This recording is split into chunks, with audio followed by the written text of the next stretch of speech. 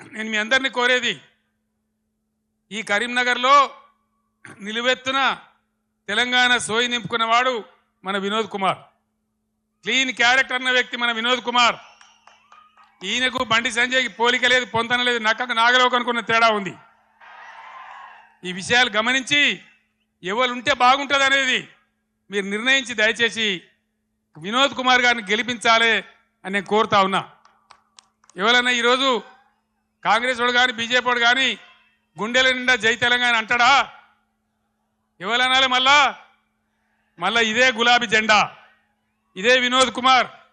వినోద్ కుమార్ ఉపన్యాసం మొదలుపెట్టేటప్పుడు ముగించేటప్పుడు 2 సార్లు గుండె పగిలిపోయేలాగా జై తెలంగాణ అన్నాడు.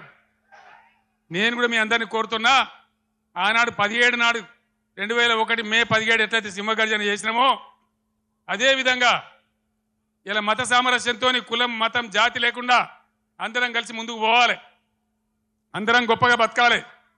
ఇవాళనే రంజాన్ ప్రారంభమైంది.